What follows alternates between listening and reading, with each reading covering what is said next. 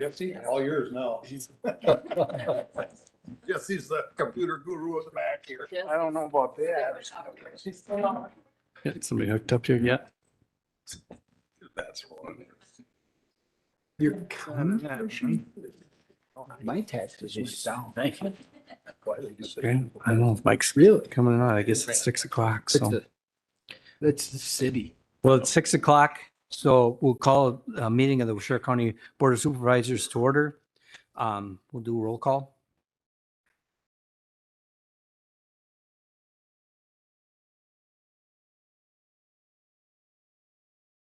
Okay, shows everybody's present except for Mike Cap.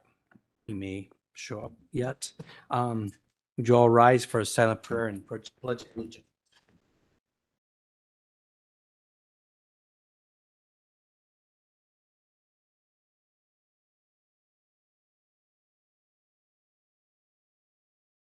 I pledge allegiance to the flag of the United States of America and to the republic for which it stands, one nation, under God, indivisible, with liberty and justice for all.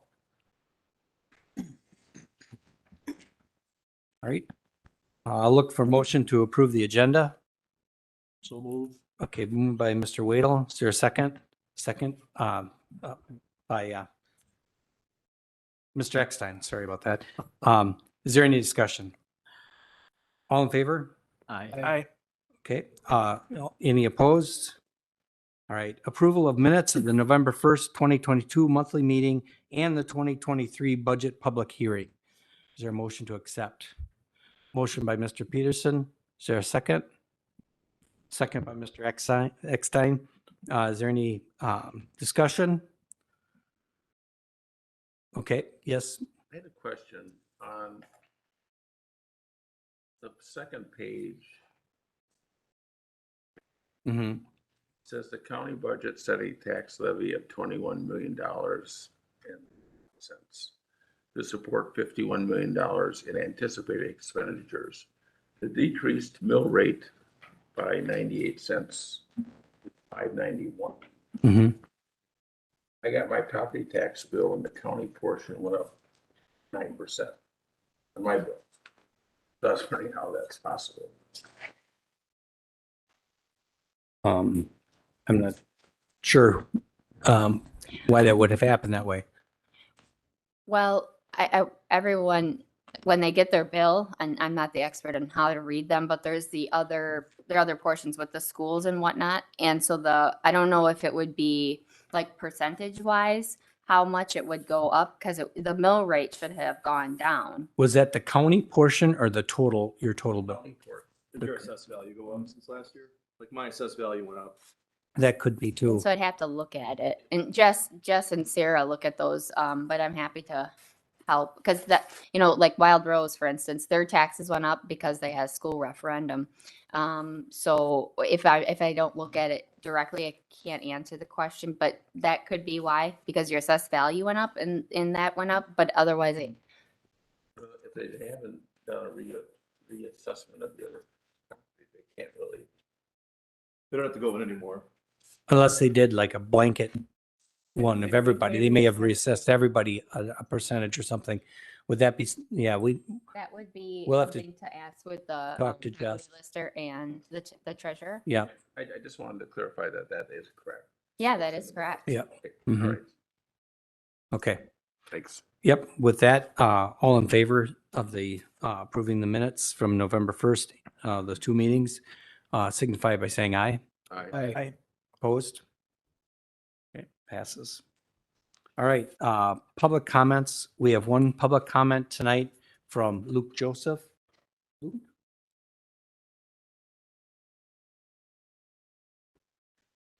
Good evening, everyone. My name is Luke Joseph. I am here to speak about my claim that you will be addressing and possibly voting on today. I also understand that if you don't vote on it today, that basically it is the same as you voting to disallow it since the expiration date is just a couple days away. I understand some of the impacts that my claim could financially have if you choose to not disallow my claim. But is that my fault? Actually, that is your fault. You have shot yourselves in the foot, and now it is your duty to make it right. Remember when you swore the oath, your allegiance is not to the county finances first. No, your allegiance and obligation is to protect the law and its law-abiding citizens, such as myself. Your duty is to protect my individual rights, not your mistakes. I ask again, please accept my claim and work with me. Show good faith to all your constituents. You will actually build up your good reputation and credibility. Also, do not think about protecting your friends if you see their name on the claim.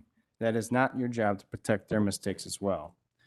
Your corporate counsel knows very well that if you disallow my claim, that essentially it will be game over for me. You guys might know or think that I still have a right to file a lawsuit, and you may feel a bit of justice is still in the air for me outside you guys accepting it. That is faulty thinking. Your counsel and I know very well that 98% of the time the little guy loses in a lawsuit, and most of them were very legit like mine. It is a bullying tactic that is used way too many times. Just because others have done it doesn't make it okay for you to do it. Also, don't be afraid of the county insurer. Just because they are attempting to do the same bullying tactic, again, it doesn't make it okay. Actually, what is the whole reason of having a county insurer? It's partly to financially support and back the county for such times as this. If they push against you in this claim, then perhaps you should file a lawsuit via my name against them. Just remember that it's your duty to make right. If you choose to disallow my claim, I want you to ask yourselves a question. Are you any better than Hitler or Stalin or their closest followers? Believe me, you don't want me to answer that question for you. One final thing. Some could say that if I show up in a board meeting without a face covering on, then I would be disturbing the peace. Did Rosa Parks disturb the peace when she protested on the bus? You could argue yes, if you choose to be biased toward one narrow perspective. However, the bigger picture justified Rosa Parks' actions. I too am justified in my actions. The government has no right to put me in the back of the bus just because I do not adhere to a faulty and narrow, but very popular accepted perspective. Thank you. Thank you, Mr. Joseph. All right. Okay, we have no unfinished business, new business. Reports, we'll go on with the building project update. Kurt from Samuels Group.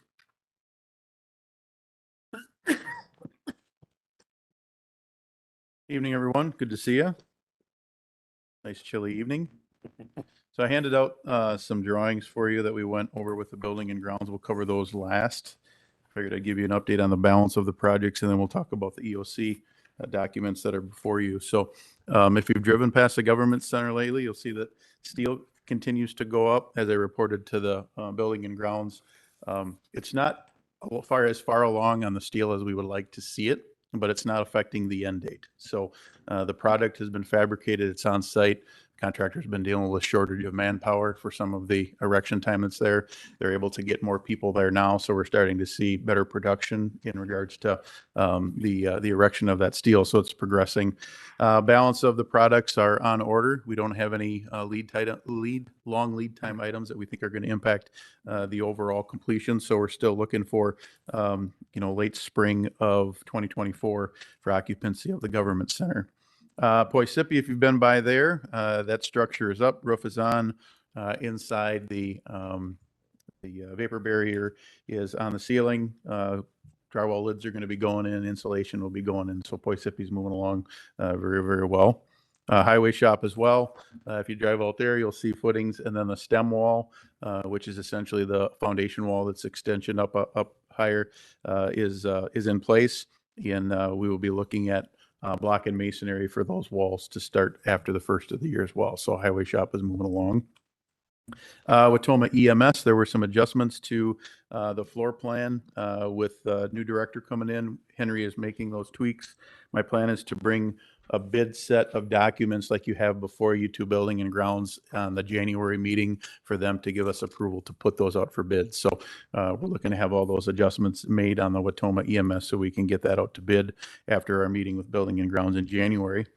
And then for the EOC, The document that you have before you is just pieces of the bid set. So Building and Grounds approved for us to put that out to bid. These pages that are here are a part of, I want to say it's 96 pages of plans. And then we have about 1,000 spec pages to define to the bidders how that's going to go about. We're going to put that on the street so that we can get bids received by the end of January for the EOC. Just want to go through these drawings briefly with you. We won't go to every page, but if you open up to the second page of the packet, you'll see that the site plan is there to kind of orientate you in regards to what we're talking about in regards to the structure. Up in the far left-hand corner, northwest corner of the property where it says proposed building, that's not the EOC. That's the maintenance evidence garage.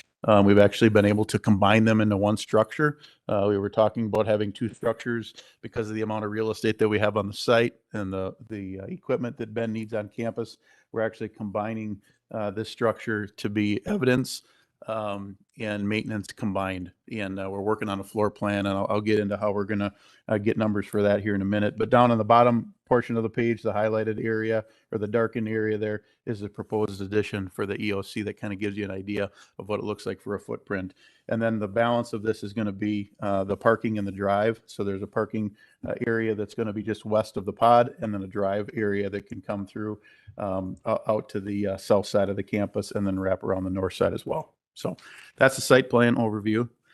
If you'll turn the page to the next one that I want you to look at on the bottom of the page is A200.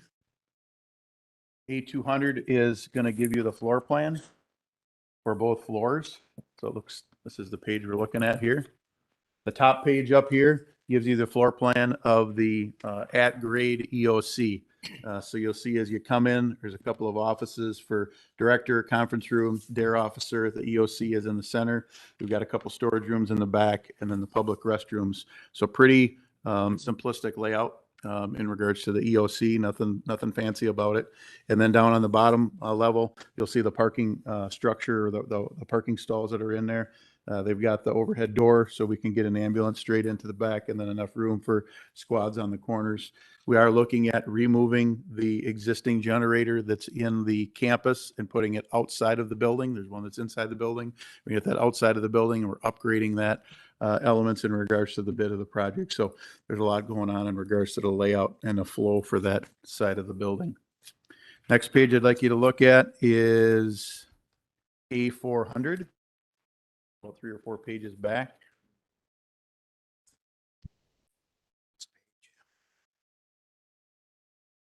A400 is what we refer to as elevations, or what it's going to look like from the street or from the ground.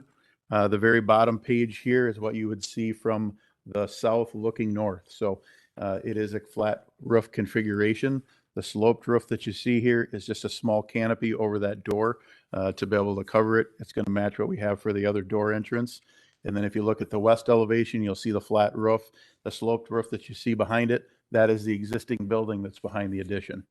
So the EOC will have a flat roof. That dark area on the south end here will just be that little canopy that will cover that walk. So there was some discussion about what do we do with the parking lot and what do we do with the elements. You'll see a railing that is there. So we decided to maximize the amount of parking stalls rather than sloping that grade down. We brought that all up to this proposed grade so that we'll meet handicap accessible to get down and have all those parking stalls available for the law enforcement center as well as the government center. And then you'll see on the north side, the screened area in here is where that generator would sit behind that small area. So I know you have a long agenda. That's why I'm just briefly giving this to you. If any of you would like to have the electronic copies of the entire bid set, just let me know and I can email it to you for a more in-depth review. So the process that will happen, we will issue this publicly for contractors to decide if they want to bid on it or not. We will have a pre-bid meeting. What the pre-bid meeting will be, that we'll have it on site. We'll actually allow contractors to come to the existing site, walk through it, understand what the parameters are for them to be able to construct it. And then we'll have a public bid opening.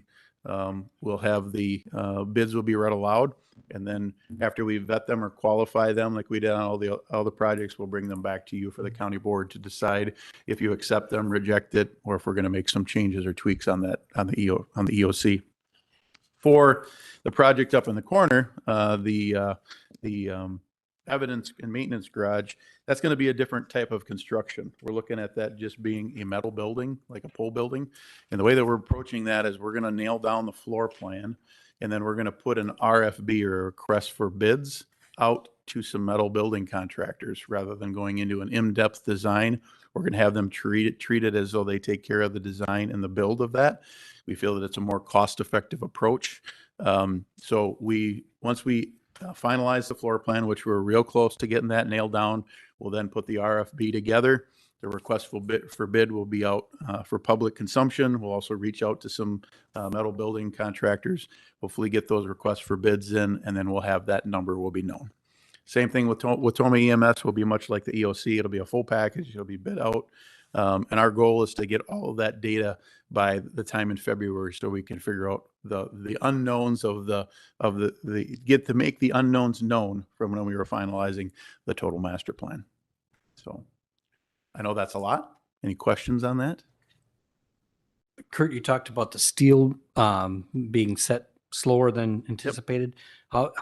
Any idea how much that set us back? It won't affect our end date. So we have some lead and lag in our scheduling process to accommodate for some weather. Okay. We have not consumed all of that yet. We still have a couple of weeks in there. So we're still targeting that spring opening, 2024. That's what we have told the judge, for them to be able to utilize the courthouse. We're not deviating from that right now. If we would continue to see delays, then we would have to deal with an impact. But right now, it's not an overall impact. Okay, So good. Does anyone have any questions for Kurt? Kurt, do you want to just talk about the county, this building at all? Oh, sure. Yeah, I think most of you know, an ad hoc committee has been formed with community members, members of the city council, members of the board, and we're looking at getting some interest for the reuse of this building. And what we've created is a RFP. Don't want to confuse it with a RFB. So RFB is a request for bid, and our RFP is a request for proposal. We've collectively generated an RFP with the committee. The plan is to put that out for issuance January 9th. And then we will have, I don't remember the dates. I want to say it's like the 20th of February is when we'll have a walkthrough or an opportunity for developers. We're gonna look for development groups or local individuals who would like to do something with this campus from a development perspective to put a proposal back to that committee, and then obviously to the county. It's the county's decision to kind of find out what interest is there out there for this building.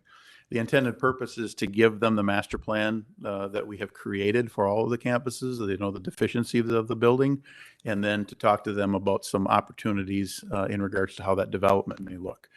So our goal is we're going to distribute it to some development firms that we know do that across the state, but we'd also like to engage some local people that may have never done development before. So we've created the RFP in a, I don't want to say vanilla fashion, but we've watered it down a bit so that you don't need to bring in a truckload of experience to be considered for the development side. But you may have a wish, a dream for what could happen in downtown Matoma. Maybe you've got the wherewithal to be able to bring the funding together, and maybe there's a couple of people that they can connect the dots and you can get some local development. I mean, that would be a perfect picture, right? But that's the goal. In long term, we're looking at having those turned around by March, April.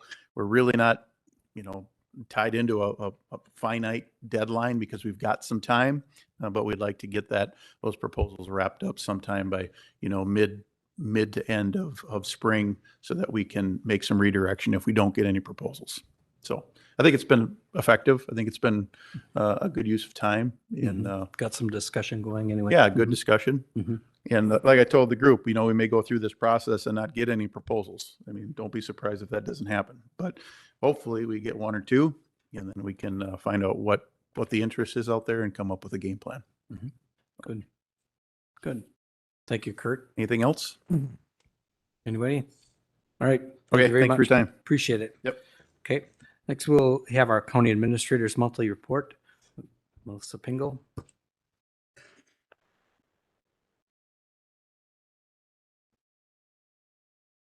Hello. So I wanted to start out and let you guys know we did a holiday lunch last week with the staff, and we hadn't had one for several years because of COVID.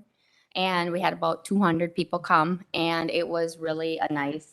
We did 3 shifts. The department heads helped. Ruth was there the whole time with me, but we had a lot of help, and it really was a nice thing to do at the end of the year. And a lot of people said thank you, and it was just nice for the different departments to get together. And a lot of times they don't get to see each other very often. So thank you for that and for approving us to have something like that once per year. I also want to say thank you for approving the HR manager position earlier this year. It has made a world of difference. I think I've heard so many positive feedback from staff that are, happy with where we are. We're getting up with our staffing. Really the lowest department we have is with highway, and we're going to work on some advertising, maybe with billboards and some other options that you can do with how searches are done and pop-ups with Google, like above my head with the IT part of it. But we're going to try some different strategies. We are moving to a temporary transition, see if it works, 410s with the highway department like they do in the summer for the retention purposes. The committee approved that. It's been talked through. We're going to do a trial. If we were going to move it to permanent, we'll reassess what it looks like, and that would come back to the county board. We'll come back to the committee, and then it would come to the county board. We're going to try this for a year and see where we're at, and see if that helps with our retention. There are like at least 14 or 15 counties already doing this, and Brian's on board, the committee's on board. So I hope it works. It's not going to be a great example because we get in a lot of snow next 2 weeks, but the guys seemed happy. I did get a chance to go out there on Monday and meet with they had a staff meeting, Christmas, do some sausage and cheese, and I got a chance to talk with them and talk about any of the open enrollment questions that they had, or any concerns or questions. So that was really nice to get out there, because they are the ones that are out there 2, 3, 4 in the morning. And then also Barry and I got a chance to go out to the kitchen today and help pack up the cookies and the meals for the Christmas, the dining site. So that was kind of a neat experience. And we got to meet with the drivers and the kitchen staff last week. Deb and I, HR and I, got to meet with them and just talk through some of their concerns and questions and learn about their program. And that's a really dynamic group. So it was a pretty neat program. And then I also wanted to thank you for DHS. We approved that money earlier in the year to have CLA come in and help us with the audit. And we talked about why we needed that, and it will turn us back. We will not leave money on the table. And this is helping us set up our account structure to help us in Tyler. And Clara said it's been really great working with this woman, because she's been working with different DHSs around the state for quite some time. So that's an excellent positive feedback. And then with regard to the tax bills, I will get an answer on who the correct contact is, because this is the second time I've been asked that question today. I already sent a message to the treasurer and real property lister and GIS to find out who the correct contact is and what we need. And then I will get information out to the board, and I'll also get it out to Marion on our website. Like, if you have questions, who should you call? So we make sure that the public is getting the correct information, because we don't want it to seem like we had any sort of misinformation. I want to make sure everyone gets their answer to the question. Does that make sense to do it that way? And then lastly, last good news is the Next Generation 911, we were awarded both the GIS grant, and that was for $18,113, and we were also awarded the one that the sheriff's office did, and that was for $220,607. So both of them wrote the grant, and we got we got everything that GIS asked for, and we got everything that they asked for the 80% match, except the the support, they had asked for 5 years of support to be in that, the GIS, and they won't allow that part. But that's a pretty big, that's a big accomplishment for this. So we are going to move forward with that project. So that's a thanks to the sheriff's office and the GIS department. Good. Where'd that grant come from? The Department of Military Affairs. Oh, So, Sin- yay, Wally. good. Thank you, Melissa. Does anybody have any questions? I always like reporting we're getting money after Kurt says he's taking it. Okay, very good. Thank you. All right, we'll have the UW Extension Annual Report with Director Pat Wagner and her staff, is what I see. So, He's singing too, right? are you singing?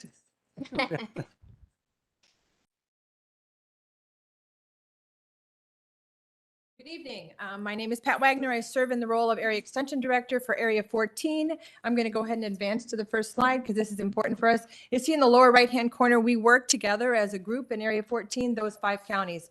Tonight with me, I have the other members of our UW-Madison Division of Extension staff. We have Heidi Hensel-Bunchak, our 4-H program educator. Do you want to wave your hand? She'll be up here in a minute. Marianne Schilling, our health and well-being educator, and Natasha Paris, our regional crops educator. Recently, fall of 22, Julie Roseberry retired, and we will be looking in 2023 to employ a regional livestock educator as well as a food-wise educator. Natalie and Rosie both didn't want their pictures on our graphic today, but they are part of our support staff and have been with the county for many years. Before I turn this presentation over to our educators, because they are the people you see in the county all the time doing the work, I come and help support them, do things like this, and or help to negotiate new hires. It's important for you to know the top 3 people, Heidi, Marianne, and Natasha. All of their positions are co-funded, which means that the county puts in about half and then the state puts in the other half to support their salaries and benefits. Then the county does the in-kind part as far as having the office spaces and support staff to support the programming. Our regional educator is divided between the 4 counties listed, Waushara, Marquette, Green Lake, and Adams. So again, the counties divide that. Our regional livestock educator will be a 3-county position. But interestingly for you all is that the food-wise educators are funded by SNAP Ed funds, which come from the federal government. So you don't pay for their salaries or their benefits. They maybe make photocopies here, or they contribute or have some support staff answer questions or help them that way. But otherwise, that's a great program to meet the needs of youth nutrition education in Waushara County, as well as in the other counties in the 5 parts of Area 14 and across the state of Wisconsin. So with that, I'm going to turn it over to each of our staff. I want them to tell you what they've been up to, and then we'll wrap it up with any questions you might have. Okay? Mhm.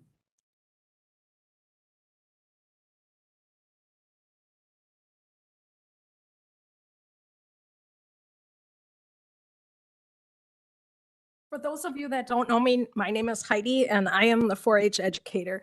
4-H is the largest youth organization in the United States. In Waushara County, we have 270 4-H members this past year and 15 4-H clubs. And about 100 volunteer leaders are working with these young people. And the past year, we added 1 4-H club, the Four Corners 4-H club that had disbanded several years ago, re-upped and are doing amazing things this year. And these 4-H clubs, they are meeting monthly. And one of the things that I've really been stressing with the 4-H clubs this year is there are 3 parts to a 4-H meeting, and it's learning, leading, and laughing. So learning, they could be learning something, could be from demonstrations that are held at the end. They could be maybe doing a hands-on project. The laughing, it's fun. They might be having some refreshments after their meeting. Even in the beginning, most of the clubs are doing introduction icebreakers. So learning, leading, and then the leading is the business portion of the meeting. Of course, that maybe isn't always the best part for the youth, but it is teaching them life skills about civic engagement, leadership. Projects with the highest enrollments continue to be, as I have up there, art, photography, rabbits and poultry. If any of you were to the fair this year, the rabbits and poultry in that building, they were exploding. So great participation, swine and vegetables. Programming in 2022, we're back to pre-COVID days. So everything happened with no restrictions. And the goals of all the programming are to provide leadership to these young people. And through that leadership and the learning, they are learning those life skills that will take them as they grow to be young adults active in their communities. So some of the programming that happened in 2022 was a project discovery day. I held 2 project discovery days, one in January, one in March. Some of the different projects that the members were able to explore at that day were electricity, there were crafts, there was a project on Angora rabbits, knitting, several food workshops, rocketry. We developed a partnership with the Civil Air Patrol. So those youth came and taught a rocketry class to the young 4-H members. And each of those project discovery days had between, I think the first one we had 70 and the second one we had 90 participants. So that's like 1/3 of the members are attending these project discovery days. Sewing Saturdays. When I was in 4-H, sewing was always one of my spark and passions. So I provide sewing workshops throughout the winter months it's kind of become a lost art and trying to teach some clothing and sewing skills to these young people. Demonstration and food review contests were held in the summer. An art camp. That's something I had started in 2021, and we hold it outdoors at the 4-H food stand. And I think this year we're at, like, again, 70 kids that came for art camp. And it runs from morning till late afternoon, and they're able to participate in many different art projects. Day camp that resulted in 2021 when we were not able to do overnight camping. So I had started a day camp, and backed by popular demand from the youth. So we held day camp at the fairgrounds. And I know Kevin isn't here, but the last 2 years we partnered with the Parks Department to provide community service. And the project this year was the kids put the gravel under the grandstand, and there were 2 different groups that worked on it for each an hour, and it was 30 yards of gravel, and they did it all by hand with wheelbarrows and shovels. And Gavin and Kevin thought it was going to take at least 2 days. Well, these kids got it done in 2 hours. So cool. And for these kids, I know when they would come to the fair, many of them were showing their parents, this is what we did at day camp. So just really seeing that passion and excitement, and something they were proud of is the gravel under the bleachers. Winter and summer, we got to go forward. Winter and summer Cloverbud camps. Cloverbuds are 4-H members in K through 2nd grade. So we hold 2 day camps specially geared toward them with themes. We had a theme in the winter, Wisconsin wildlife, and then in the summer, it was a rocket, like airplane class. So just they do different things. They do T-shirts and have lots of different work sessions. And the cool thing about the Cloverbud camps is it's not myself and these 100 adult volunteers, but it's the youth ambassadors and the 4-H members in high school that are teaching these sessions to the kids. Dog obedience classes were back. I had a new volunteer leader who did an amazing job this year with dog obedience classes.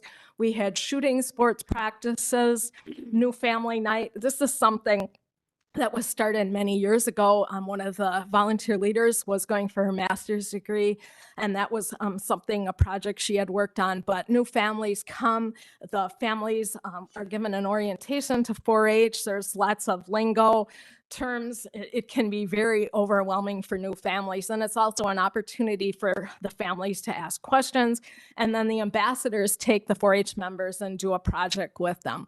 Horse Quiz Bowl, we have a very strong showing of horse project members who will start meeting the first Thursday in January. They meet every Thursday, rain or shine, up until May, for 2 hours a night. And this year, again, our junior team won the grand champion amongst all counties in Wisconsin.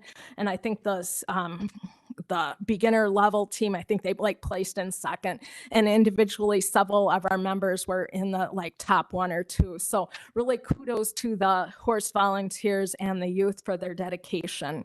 Leader and Member Recognition Day is something that we held this past November. It's a day to recognize the members who have completed record books and have been given project awards and leadership awards. Also a day to recognize our leaders for all that they have done in providing that leadership to the youth. A fall day of learning is something that I had developed this year. Typically, we hold officer training in November for these newly elected officers in the 4-H club or those that need a refresher. So I enlarged the day and called it Fall Learning Day. So they did officer training. We also had a session on how to complete what we call an ME form, and it's a member evaluation form, and that's what the members complete and participate in interviews to be awarded 4-H trips, the educational experiences. And I'll talk a little bit about the educational experiences later.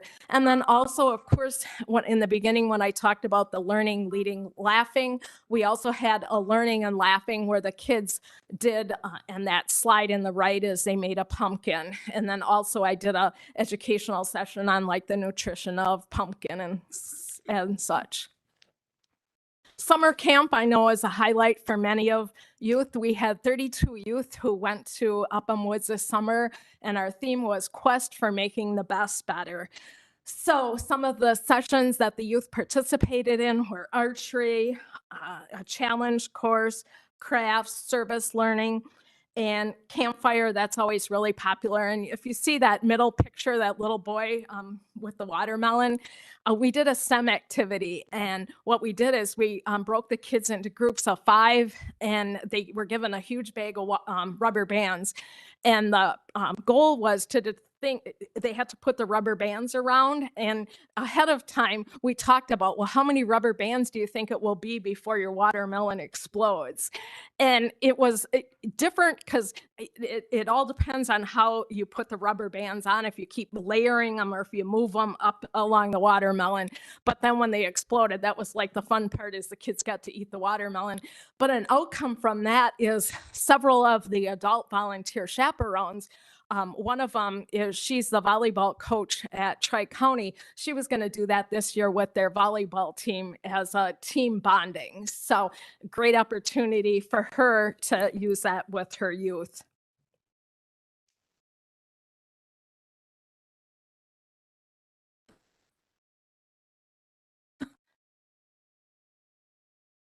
Okay, here we go. Sorry.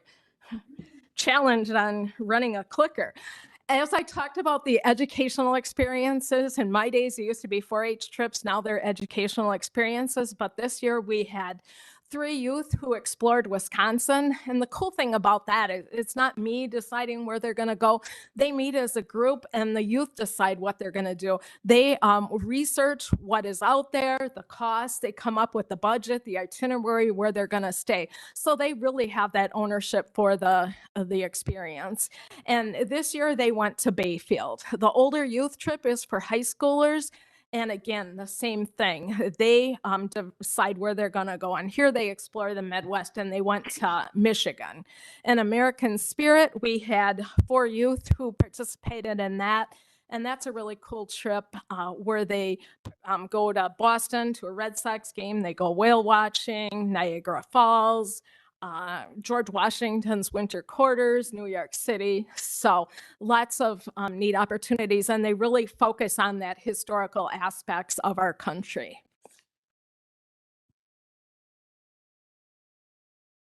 The county fair, second year in our new food stand. This year, the food stand seemed to run smooth. Our first year, we had a lot of several issues with air conditioning. I think we had the guy there like 5 times.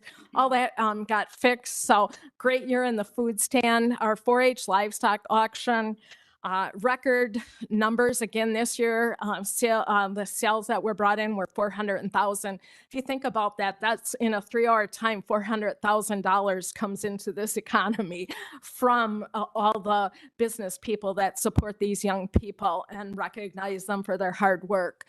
high-quality youth exhibits.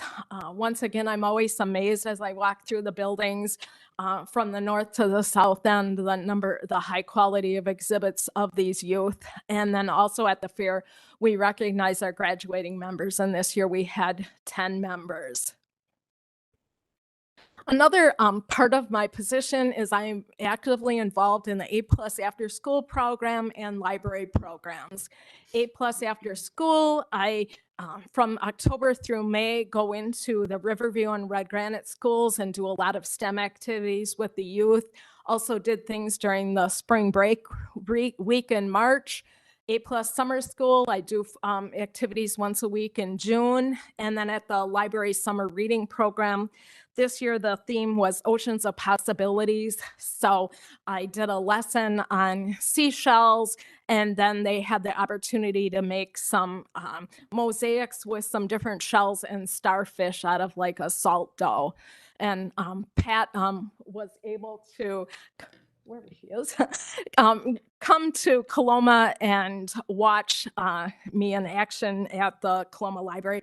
And these after school and the summer reading program, it's a great way to interact with youth who I would not have interaction with through the 4-H. And it is also a good recruiting tool, as there are families then that participate in join 4-H. And last, 4-H ambassadors. This is for youth in 8th through 13th grade, and their goal is really to promote 4-H and grow their leadership skills. As I mentioned, they do the Cloverbud camps. We had a pool party that the youth are planning. They plan the games, the food, organize renting the Berlin pool. They MC the Leader and Member Recognition Day that we held in November, and several other things countywide that they do assist in, Project Discovery Days. So any questions? Anybody? No questions? All right. Very good. Thank you, Heidi. Marianne? Hello, everyone. I'm Mary Ann Schilling. I'm the health and well-being educator. There's a couple of you I haven't met, so good to see you. And I will be telling you about our health and well-being program this past year. So as an extension educator, I teach, lead, learn, and serve, teach evidence-based and research-based programs. I lead our Reach Waushara Wellness Coalition. I lead a Money As You Grow work group at the state level. And I also lead our Waushara's Vision Financial Wellness Committee. Throughout the year, I attend learning sessions for continuing professional development, whether it's through extension cohorts, extension institute meetings, or conference workshops. And I serve here in the county. I participate in our treatment court at our staffing meetings on a weekly basis. I participate with our Waushara Prevention Council. I've been a member at large for the last couple of years. I'm part of the Employee Wellness Committee, and I am an advisor for HCE, which is known as Home and Community Education. One of the programs they lead is Bookworms, where they give out to over 55 students 7 books for each student. So they do that for literacy. So this year I had 353 participants, taught 131 different programs or sessions, and had 3,852 contacts that I made. So starting out looking at our adult health and well-being programs, every month I go to Waushara Villages, right off from the main street here, and I teach them Harvest of the Month, where they learn how to choose produce and how to cook with that, how to eat healthy with the produce and save some money that we have a lot of produce here in Waushara County. I also do stress management activities with them. Another program that I've offered for the last several years is a healthy eating, active living program.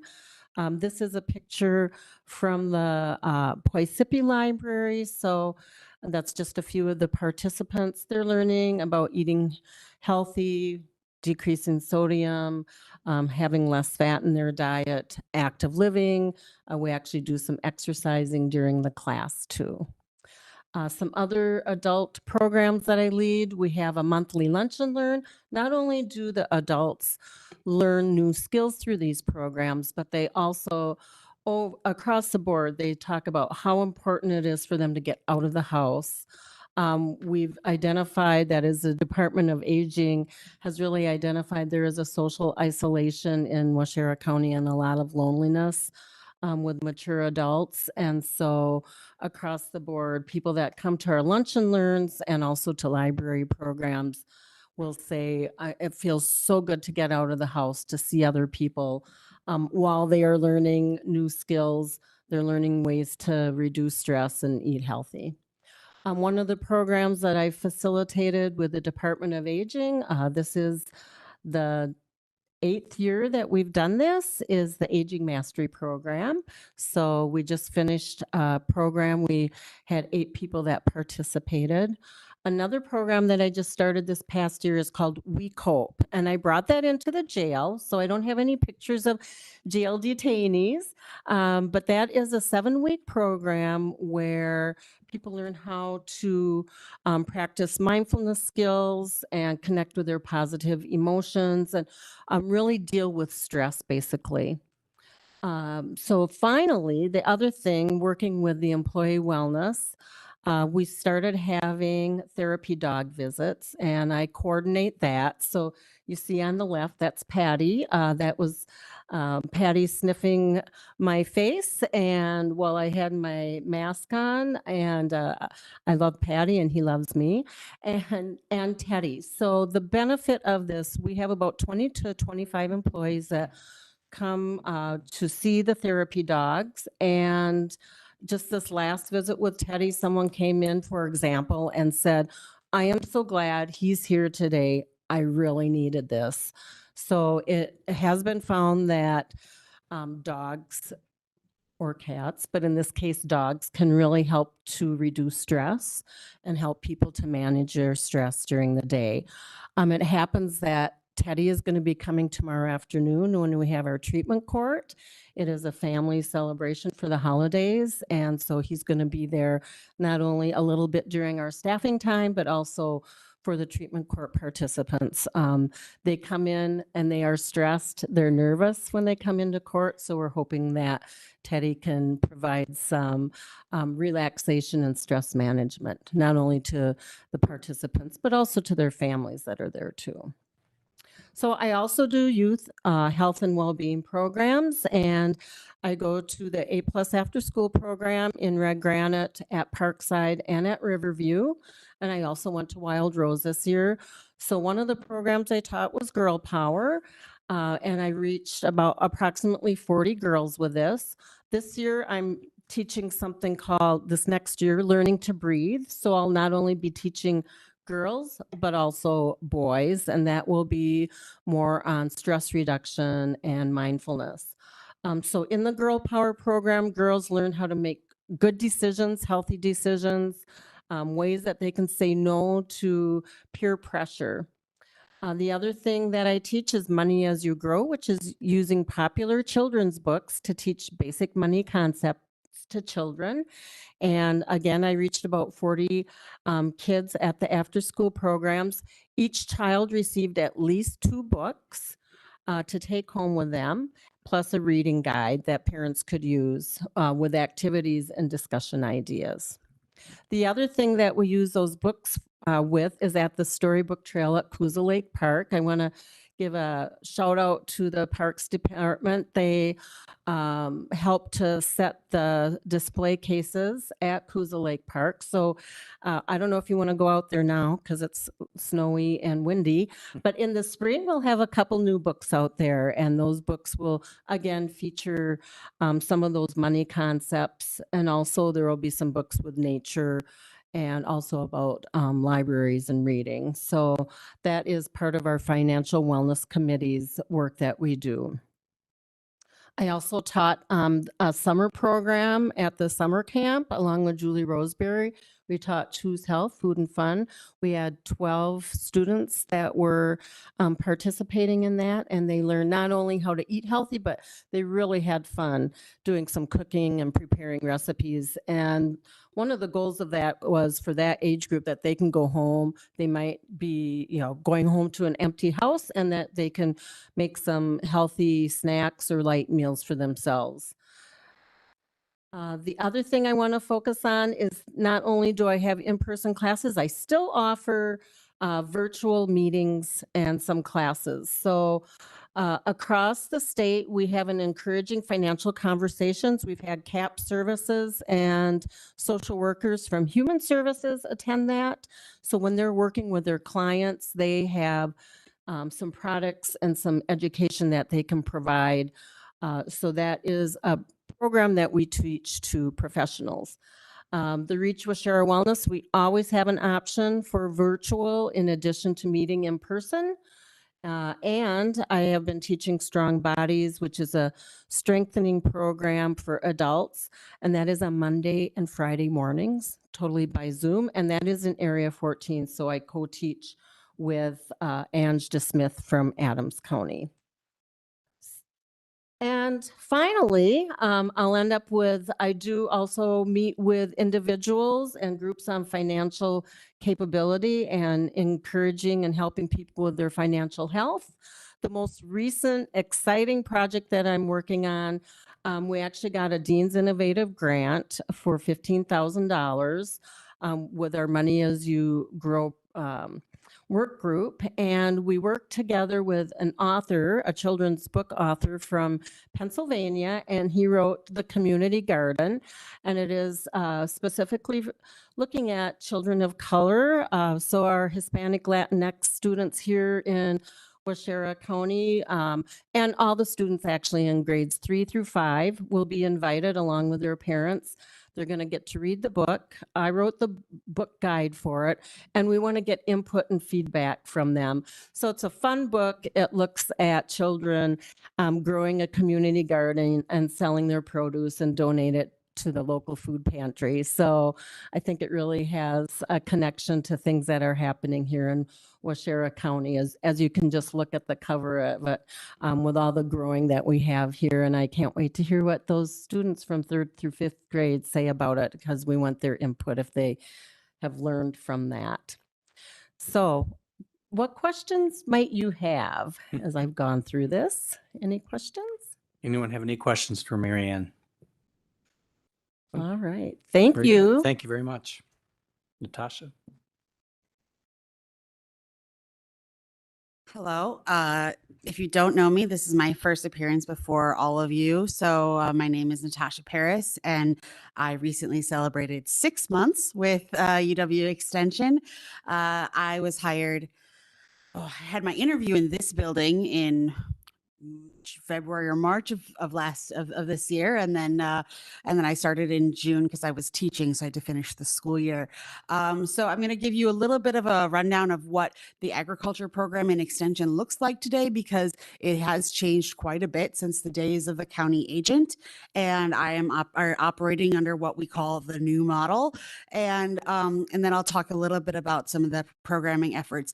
I don't have a lot of big numbers to share with you tonight about how many people I've reached, because I've spent so much of this year just building relationships as I've gotten to know what my position is and who it is that I'm serving. So the new model was officially launched in 2022 in the Agriculture Institute of Extension. It's based around regionalization. So I am your regional crops educator. I started in June. I serve 4 counties: Green Lake, Marquette, Waushara, Adams. That's the order I say them in, so I don't forget. And I really enjoy that. I personally live in Green Lake County. I've lived there for 10 years. I'm a farmer myself. So I do really love serving the farmers in this region. We are planning on hiring a regional livestock educator to serve this and 2 other counties at some point in 2023. Pat is in charge of that, not me. But I'm excited to have someone else join me in the region so that we can better serve our producers here. we are a specialized model. So the days of one agent per county that was covering all aspects of agriculture and was expected to be a generalist and know everything, those days are over, because farming is so advanced these days. There's so much to go into it. We know that farmers have always been smart, but now there's just so much asked of us that we have to, that farmers were actually asking extension to become more specialized. So that's why I only work in agronomy, and my new colleague will work in livestock. On top of that, we've added extra layers. So we have a commercial vegetable agriculture water quality outreach specialist, and they started in August 22. They met the extension committee. He came and visited with us. He's based out of Stevens Point. So our water quality team is specifically looking at the relationship between agriculture and water quality issues, trying to be part of the solution in agriculture. And then beyond that, even though we don't have dairy or horticulture or farm management educators in this region, that doesn't mean that our farmers don't have access to them. We still have, we have a statewide farm management team, and we have dairy educators and horticulture educators across the state, as well as our specialists in specific content areas and our campus faculty that our farmers still have access to, either directly through the internet or through talking to me or my new colleague. So I spent a lot of the year doing outreach, getting to know the region. The first picture there is I'm at the Waushara County Farm Bureau annual meeting, introducing myself. I went to all the fairs and all the Farm Bureau annual meetings to get the lay of the land and try to get to know people. You see Joan Ballweg there, our senator in the center. She and I actually were on the road together quite a bit this summer because we cover the same region. That's actually at the Arlington Research Station, where we were learning about the research being done there. And then next to me there, that's at the Waushara County Fair, and that is Guolong Liang, who is our water quality educator for this area. And so it was actually Guolong's first time at a county fair. So I got to teach him about what a county fair is and help him get to know the region. He did his graduate research at Hancock, so he knows the area, but he's still getting to know the boots on the ground. So in terms of education, I have done some larger programming. I did a talk on soil health at a farm in Waushara County. In the center there, I held an event on bale grazing on the right. And then I've done a lot of individual consulting. Farmers call me up and ask a question. I either go to their farm to assess the issue, or they come to my office. I've got a meeting tomorrow with someone from Waushara County. We're talking about budgets. Okay. What's the right thing to do with the ground? And then, something that isn't specifically education, but I've really been enjoying and I really believe is important is research, because, at the end of the day, agriculture is science, right? And it's a way to make money. It's a really important way to make money. It's a way to feed people, but at the heart of how to do all that is science. And the way we improve that is by doing research. And on-farm research, with the advent of data that we have, the big data that we have today, doing on-farm research is really the future. So if you happen to be a farmer and you'd like to do some on-farm research, I would love to talk to you. But there's actually a ton of grant money available on nitrogen optimization right now, specifically because we're trying to solve this water quality and agriculture issue. But I specifically have been doing some on-farm research throughout the season, and so yeah, I get out there and I get my hands dirty. And then also, as I am new, I've done a lot of learning. So early in the season, I went to the Hancock Research Station and got to learn about potatoes. I am learning a lot about potatoes in this job. I knew about processing crops already because I worked in Ripon as an ag teacher, but we don't grow potatoes in Ripon, so I'm learning a lot. So I got to look at both the before and after harvest aspects of potatoes there. And then I've gone to a lot of professional development events in order to advance my own knowledge. I am pursuing my master's degree. I'm starting classes online in January. The university was so kind as to provide professional development funds for me to attend the American Society of Agronomy Conference in Baltimore last month. So that's the center picture. My colleague who covers Jefferson Rock Walworth and I were having fun taking a picture with the Baltimore skyline behind us. So I'm really enjoying this work. I love getting to work with farmers and getting to the bottom of scientific questions about agriculture and cropping systems so that we can make our farming more efficient and more profitable. I'm happy to answer any questions you may have. Thank you. Anybody have any questions? Nothing? Thank you, Natasha. I'm back to pinch hit for our Julie, who retired. Again, the Food Wise program runs a fiscal year 22, starts in October through September. And you'll see the partners that she was able to work with in the calendar year that she was working. Some demographics. I want you to know that as she works with mostly young people, you'll see that 84% of her work was with kids ages 5 to 17. She did work with some younger children. Gender was pretty evenly split. And it's important to note that in Waushara County, non-Hispanic individuals were 70%, but you have a fairly large population of Hispanic individuals who were able to gain nutrition information, as well as from other races that were represented by the demographics that she was able to collect. Again, that is nutrition education for those young people in the school districts that she was able to serve. And with that, I want to end with, we are working hard to expand the Wisconsin idea, getting the information of the university out to the people of Wisconsin at all corners of the state. And with that, thank you very much for your time. Do you have any questions? Anybody? Presentation? You're smiling. Did we do okay? Well, it's obvious that you, our educators are really busy and dedicated to Waushara County. We really appreciate what you do and a very good report. Thank you very much. Pat. Okay. So with that, we'll move on in our agenda to be discussion, possible motion, action items. Number one is the Luke Joseph claim. Now this, the executive committee decided to pass along the information that Mr. Joseph had sent in. And so you all received his information, and also you received a letter and opinion from our corporation counsel. As it was stated in that letter from the corporation counsel, she is recommending that we disallow Mr. Joseph's claim in total. So I guess with that, does anyone want any more information or clarification, or would anyone like to make a motion to that end?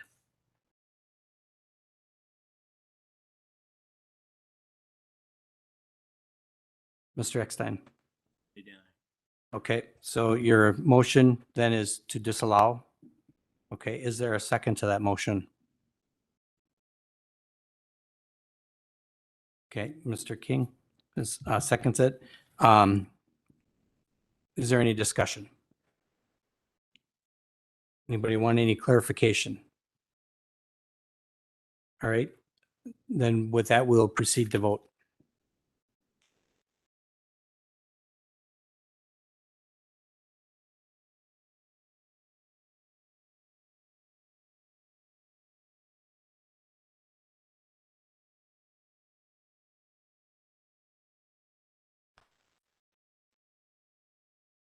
Is yours not working, Mark? Mine isn't working. Okay. Oh, no.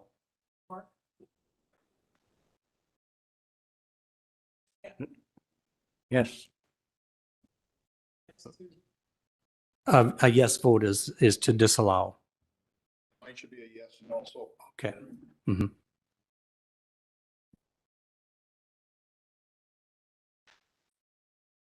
Okay, the vote passes to disallow it with one abstention.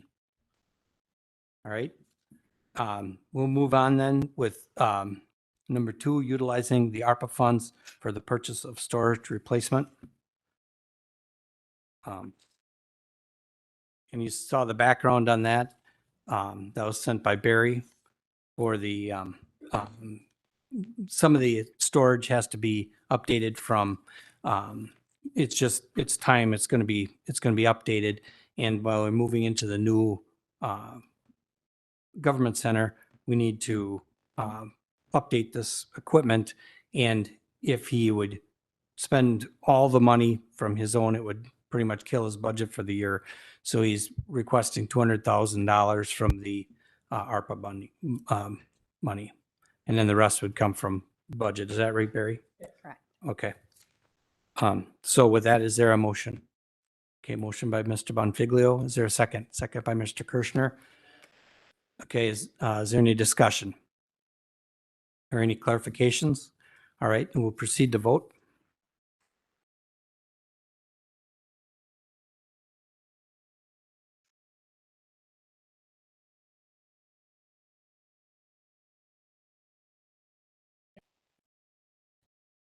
Yes.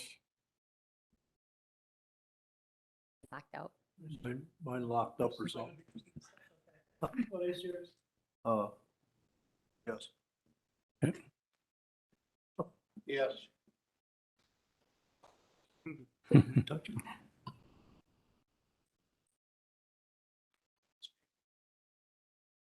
Okay, the motion passes. Then number 3 is opioid settlement proceeds distribution process.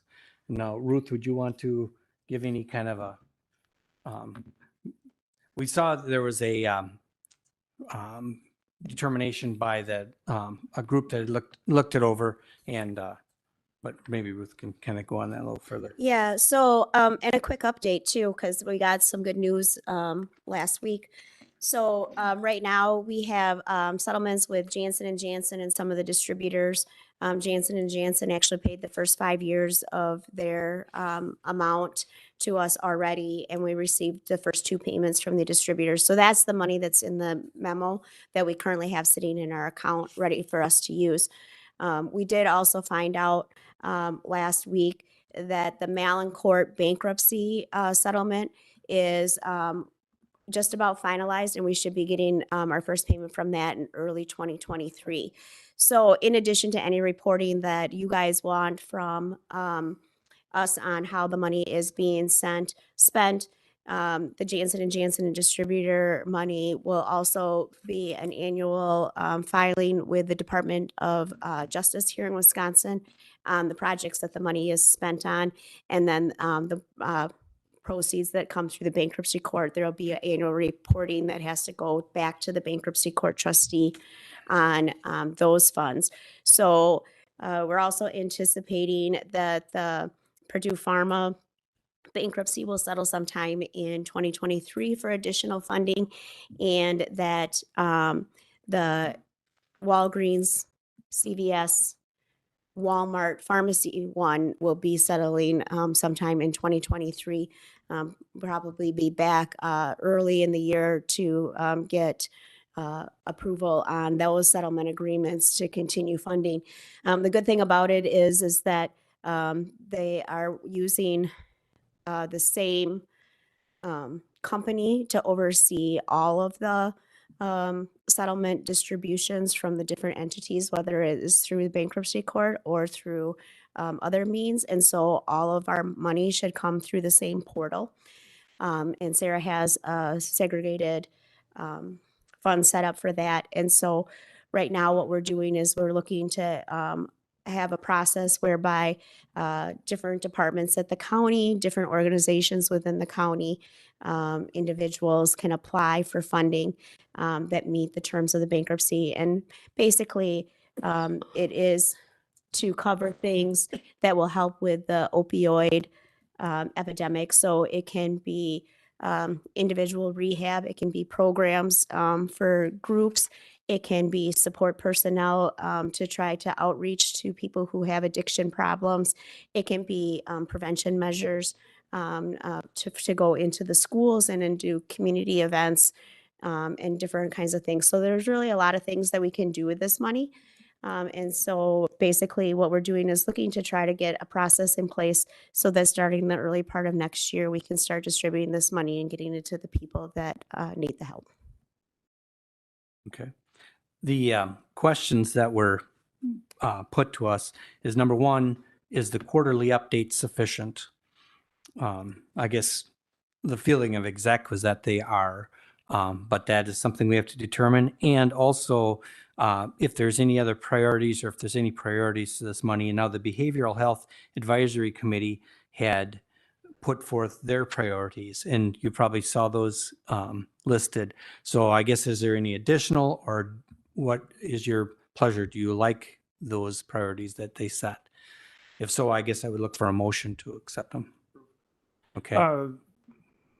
Mr. Chairman, I have a question. So Mhm. if there's something on this list that we aren't necessarily in agreement with, is that something we can discuss right now and possibly removing? Yes. Mhm. Okay. Absolutely. So, so number 3 on the list that the work group came up with says increase screening to include regular fentanyl screening. And could you explain what that includes, or are you able to? Yep. So a lot of the drugs that are hitting our street are being laced with fentanyl, and people are not knowing that. And we know that that fentanyl has a higher risk of death to people. And so one of the things that we're trying to do, because we aren't going to be able to just stop the infusion of drugs into our community immediately, and we aren't going to be able to get people just to stop using them immediately, is the health department has gotten a supply of some test strips that the state has provided. And what we'd like to do is to put out some education to people that while we're saying that you should not use these drugs, please be advised that this is more deadly. Here is something you can do to like test it to try to reduce your risk for overdose and death. Okay, thanks. Yeah, see, to me, this is kind of a promoting and enabling of people to continue using illegal drugs, because we're even though the county isn't paying for these test strips, taxpayers are.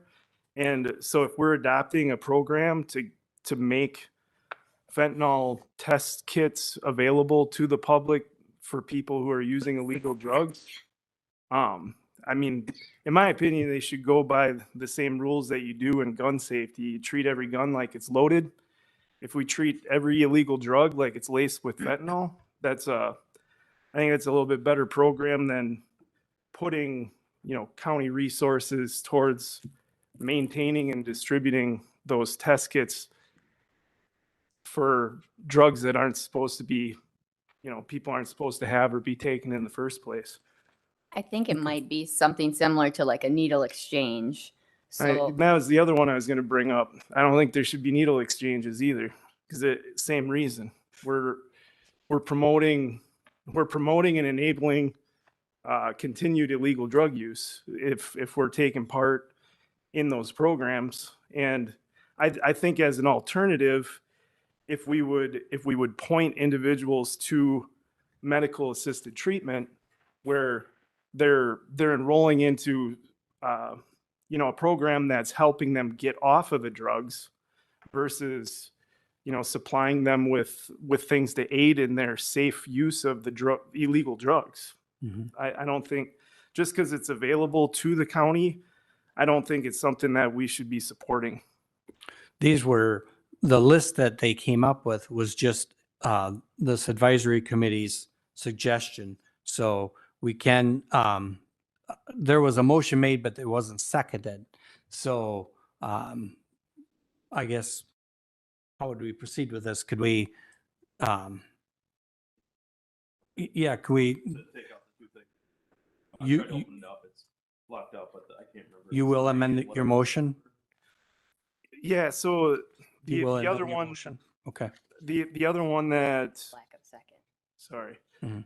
So in the further explanation, I guess, of each one of these things, I guess, because it says, what does the county board believe should be the priorities for funding? So, I mean, if we would focus more effort instead of into that like into the neonatal abstinence syndrome, Mhm. where because these babies that are affected by their moms taking drugs, that's out of their control. And so I think putting dollars towards helping these infants out would be a better placement of the funds than to provide test strips to Sure. people. And that's what it is. It's a priority list. So Mr. Bonfiglio has said that he would amend his motion to exclude those two Okay. from the list. So is there a second on that motion? Okay, second by Mr. Waddle. Is there any discussion now on the motion? You understand it's what we're voting on is that we're going to have quarterly updates by Ruth and Sarah, and that we're going to accept the priority list made by the Behavioral Health Advisory Committee, except for those two. And what you said was number 3, and what's the other one? It's a Exhibit E, Schedule A, letter H, expanding the syringe service program. Okay. Would every project though be coming back, Ruth? Like we wouldn't fund it until the board approved it, or we would? That's not the process that's proposed. If that's the process the county board wants, that's what I need to know. Okay. Well, this is just giving the group and the group is made up of administration. Administration, finance, legal, and Mr. Jarvis from the county board would be looking at the applications that come in, determining whether or not they fall within your priorities and approving them. But if you want every application to come to you, that is certainly your choice because this is county money. Yeah. I just need to know that. But then what the proposal is then is that you'd be updated on a quarterly basis as to what was done or is being done with the money. So, but I mean, absolutely, that's the, I guess I thought I had read it that this committee would be taking in applications, but the final vote would come to the board. I might have read that wrong though. And that's fine. And so do you want the applications to come as they come in? Do you want them to come on a quarterly basis? Like, how often are you wanting to review applications? Like, as I'm putting the information out for people to apply, I need to give them some idea about when they might be approved. Sure. So that they can also establish other funding, because we won't be able to fund everything. And we also won't be able to necessarily sustain all of the projects. Although our current settlements will have payments coming in until 2032, I believe. And then the other ones are yet to be determined. So there will be money coming in every year. But I guess I don't have a problem bringing it back to the county board. I just kind of need to know how to publicize this and let people know when they'll be approved. if that's the case, then it may be something that we need to bring back as it comes in on a monthly basis to be timely for some of these programs to get started, instead of us, Yeah, or Get if a it, few. Get a few. Yeah. if I guess if the applications are going to be limited to the list that the work group approves or that we approve with the work group, and we're good with, anything in this realm of things, that would be fine too. But, Without county board approval on each one, you mean? right. Mhm. Because otherwise, what's the point of the committee then if they aren't really Well, just making maybe a decisions? screening thing, maybe. Screening? Yeah, but yeah, I guess that was the idea, is that the group would decide, but then report back and say, this is what the money's being spent on, but based on those priorities. So, I would agree also. I don't think we need to micromanage, us as the board micromanage that. I think the committee should be able to manage that with our criteria that we put in it. okay. So how about as a compromise, if something comes back that none of us have thought of, before we say yes, we go, we'll bring it back to you and go, okay, this is. If it it's- goes outside of our it's- priority list. It certainly yeah. is something that falls within the parameters of the settlement because it deals with the opioid issue, but it's something that none of us had thought of. Yeah. Because There's endless amount of things that can be, And we're going to learn from other counties. Yes, what everyone's groups, doing, so that's good. yeah. Okay. So I guess as a first step, do you need a motion to We- scratch number 3 and We, add? we have that motion. Brandon amended his motion and it was seconded by Mr. Waddle. So those two things, the priority list would be there except for the two things that you mentioned. Okay, and then if there, I guess I was asking to make a recommendation to add expanding treatment for neonatal abstinence syndrome. Mhm. So would that require a separate motion or would that? That, yeah, that would take probably an amendment to this motion. So Well, why don't we just accept let's- this, or okay, why don't we vote on this and then do another motion. we're gonna exclude fentanyl and needle exchange. So I think we need a second on that. We got motion. one on Mr. Waddle. Okay, so why Second don't we that. vote on that first? Okay, and so then we'll let's go to proceed to adding. vote. That's okay. No, it would be cleaner that I just way. want to Yeah, make sure that the minutes Yeah, are clean. mine isn't showing. Sorry, Barry. It's his first day.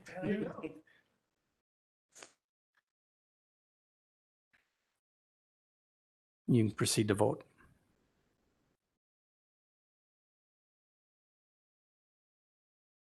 You're just locked up. Yeah. I think we're gonna switch. Mr. Kirschner got his going. One's black.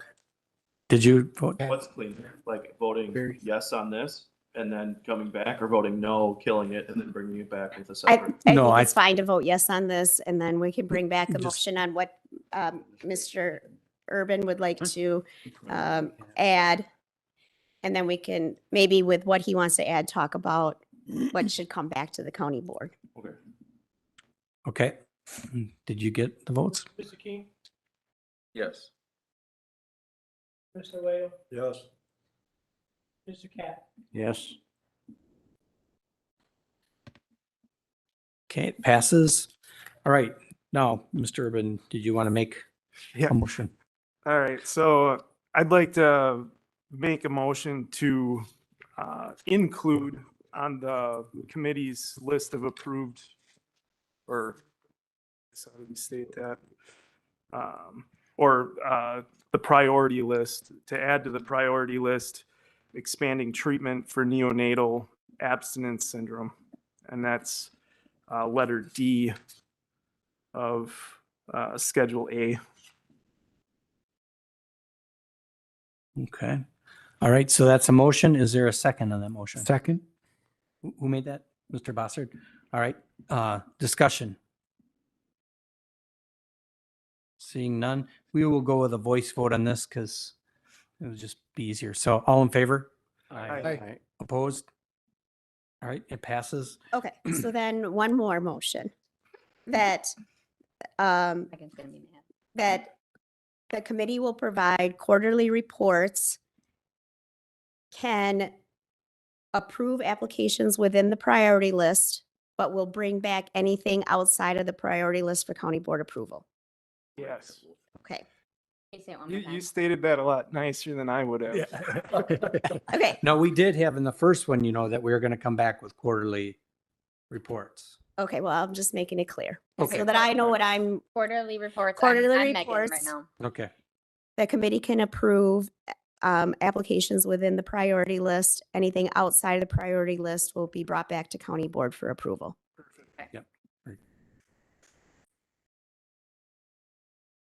You looking for that as a? I am looking at for that as a motion. Okay, is there anyone, So moved. Mr. Urban will make that motion. Is there a second? Second by Mr. Peterson. All right, is there any discussion? Seeing none, all in favor? Aye. Opposed? All right, very good. It passes. All right, thank you. All right, we'll move with that then. Okay,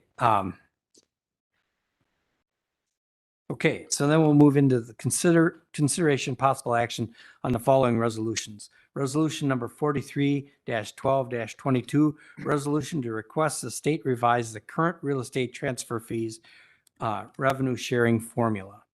And I don't know if you all had a chance to read that, but it used to be a 50-50 split and now it's an 80-20 split, and it's with the budget crunches at the county level. It just doesn't seem right that they're not sharing a little more of that. This So- would just be a recommendation. Yes, it's something we want to send to the state. Is there a motion to accept this? Motion to accept. Oh, who made that motion? Mr. Bossard, second by Mr. Bonfiglio. Is there any discussion? All right, we'll proceed to vote.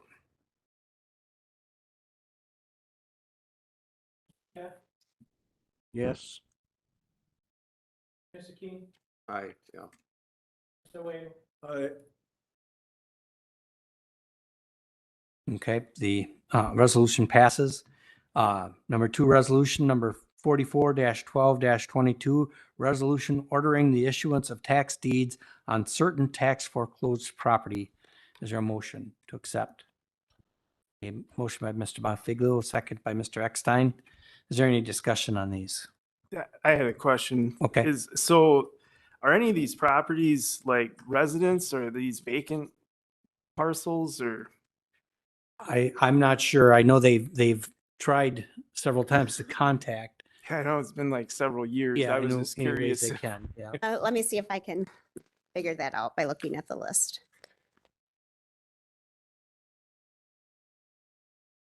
What's that? Yeah.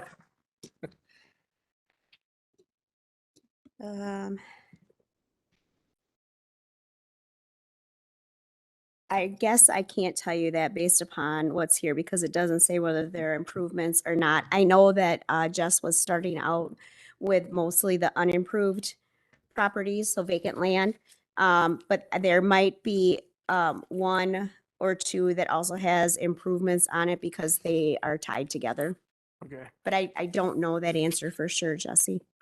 But each one of these property holders has been given what's like 6 notices or A lot Yeah. of notices. over the yeah. course So- of several years? Well, Yep. Jess is just trying to clean some of Yes. these up because it's been a long time. So the way that the process works under the statute is that you have to be delinquent at least 3 years before you're even eligible for taking. Okay. And as you can see, the parcels that we are taking go back even further, so like to like 2013. And some of them, so so every year they get a notice about it, and then if we are unable to locate them, it also gets published in the paper. And they get a letter saying that a tax certificate is being taken, and then after there's 3 tax certificates, then they're eligible for a tax deed. So the process in and of itself takes at least 4 years, but these ones are at like 9. Yeah. Yeah. Okay. All Okay. right. Thank you. Yep. Any other discussion? Okay, seeing none, then we'll proceed to vote.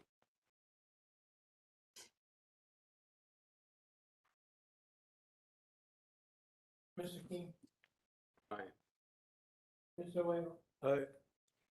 Mr. Cap, Aye.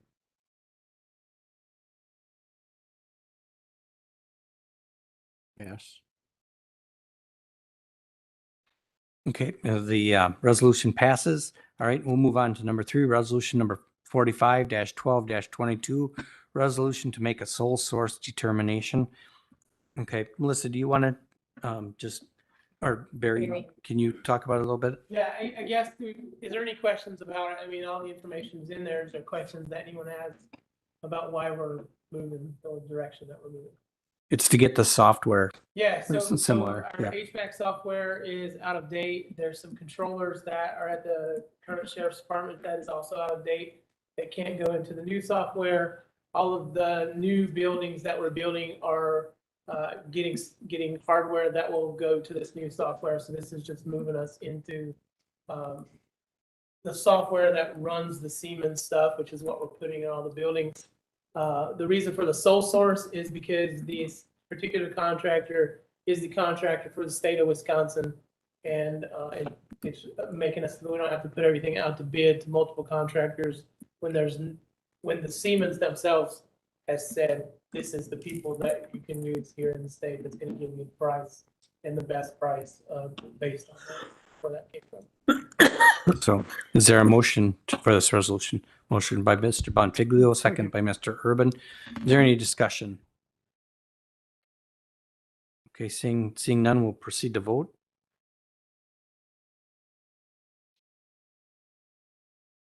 Mr. Cap, Cap, yes. Mr. King, Aye. Mr. Wade. Aye. Okay, the resolution passes. And resolution number 46-12-22, acknowledgement of Margaret Peggy Bott's service to and retirement from Washura County. Is there a motion? Motion by Mr. Eckstein, second by Mr. Bonfiglio. Shouldn't be any discussion. Is there any discussion? Just we'll proceed to vote on this resolution.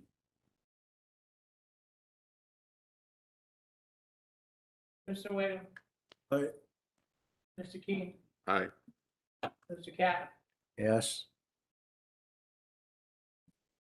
Okay, the resolution passes. Very good. All right, move into appointments. The Board of Health, Zachary Baseman, MD from Wapaka's term is 1/1/23 through 12/31/25.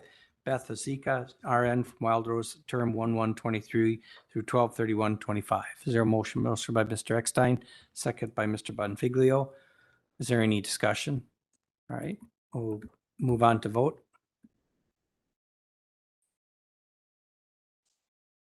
Mr. King, Aye. Mr. Wade, Aye. Mr. Cap, Aye. Okay, the appointments pass. All right, the Veteran Service Commission, Barbara Diedrich, term January 1st of 23 through December 31st of 25. Is there a motion? Motion by Mr. Bossard. There's a second. Second by Mr. Urban. Any discussion? Okay, we'll proceed to vote.